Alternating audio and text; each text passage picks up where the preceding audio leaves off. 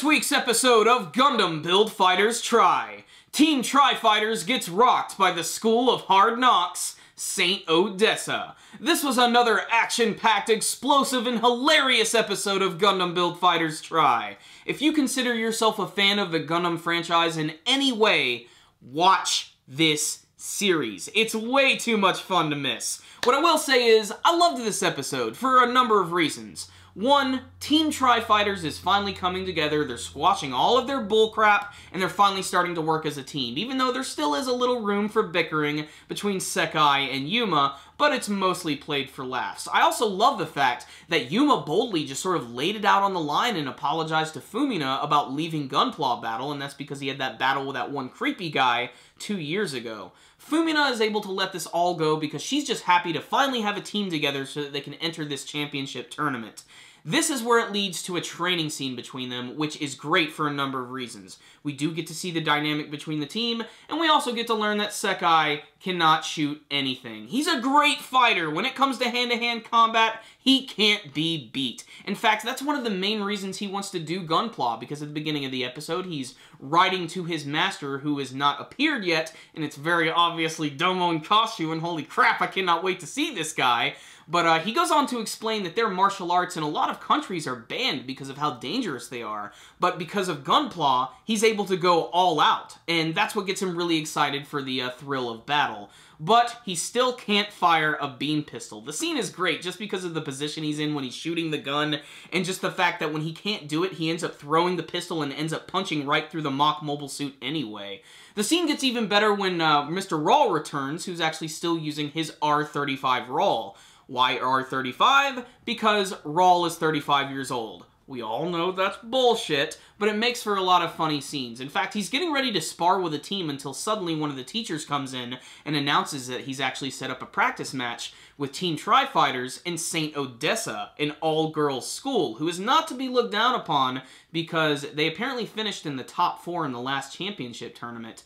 And not only that, but Saint Odessa. That name should sound familiar to Gundam fans. Not only that, but this all-girls school happens to have these uniforms, which are modeled after the uniforms from the Zeon pilots. All of the cuffs and collars look very similar to those, and I thought that was a really nice touch. But what's really great is their opponent this week is going to be someone very similar to the first season. Her name is Gyanko, and she happens to be the sister of Sasaki, that little douchebag from the first season of the show, and she sort of is carrying on the tradition and using an upgraded version of the Gyan, which is actually an upgraded version of the R Jar Jar, which is known as the R Gya Gya. It's very similar to the Gyan, except that it has much thicker armor plating, and it has these 2 massive golden shields on its shoulders, which it can actually use to put right in front of it and fire clusters of missiles all over the place.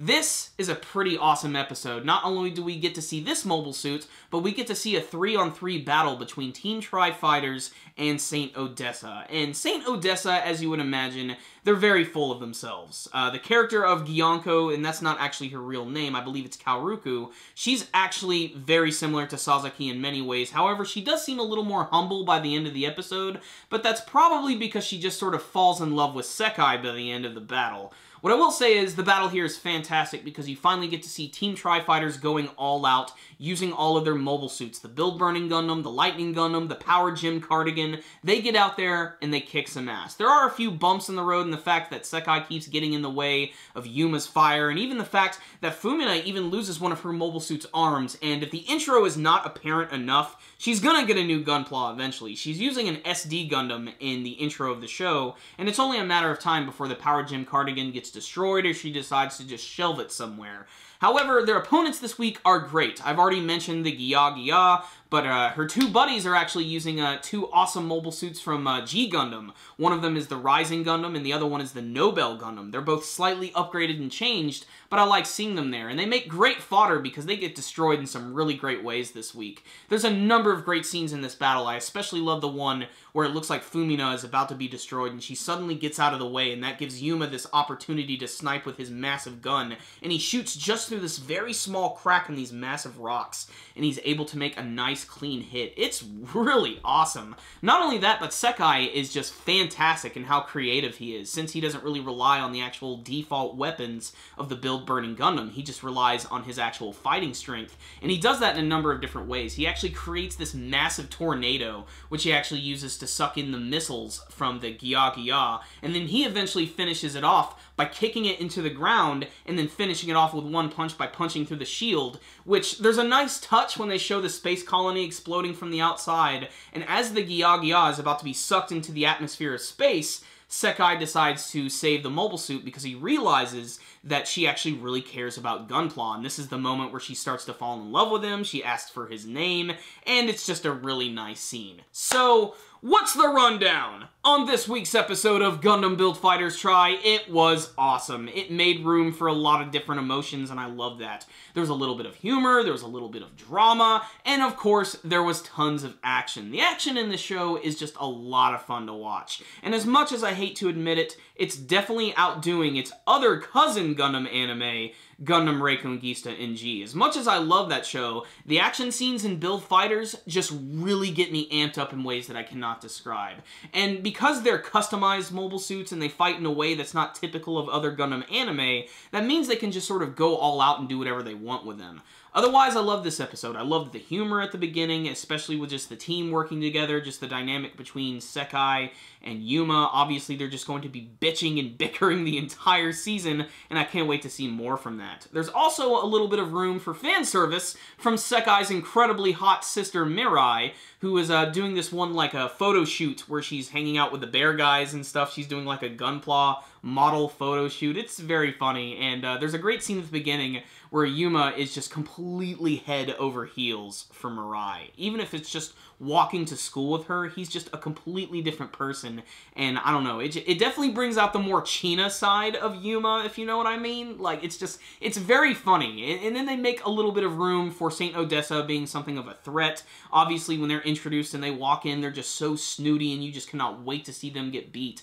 But I do like the fact that Gyanko's character is slightly more humble than her brother. I mean, it might just have to do with the fact that she's in love with Sekai at this point, but I like the fact that when the battle was over, she accepted her loss, and she sort of, you know, wanted everything to be on good terms at that point. So I'm hoping to see more from her character in the future. And I love her Argya. I love the design of it. I love the whole shields that come down and shoot missiles. I love everything about that. I loved the Rising Gundam, the Nobel Gundam this week. I mean, we did see the Nobel in the first season. However, this one was upgraded to look similar to the actual pilots themselves. Like, they have the hair stylized in a way that the mobile suits have it. It's very clever. And, of course, just all the homages to all the other classic Gundam anime. It's all here. It's all awesome. It's all great. What I will say is, this show is just a lot of fun. It's definitely made and tailored for Gundam fans. And like I said, if you consider yourself a fan of the franchise, check this one out. You will not be disappointed. I loved this week's episode. It's just like the first season where I'm pretty much just enamored by every one. Every episode feels important. There's a little bit of development between the characters. There's always tons of new mobile suits. And there's always a couple of cool action scenes. And I love this series for that. There's never been an episode of Gundam Build Fighters without at least one really awesome action scene. And this one delivered it in spades. Team Tri Fighters is finally here, and they're getting ready to go up against some really strong opponents. I can't wait to see who they're going to be. The intro teases a lot of really cool things. So check out this show, guys. I'm giving this week's episode a 5 out of 5. I got no complaints with this episode. It was just a lot of fun, had a lot of great humor, and this is a series that knows what it's trying to do, and that's entertain the hell out of some old school Gundam fans. So check out this week's episode, guys. Really awesome.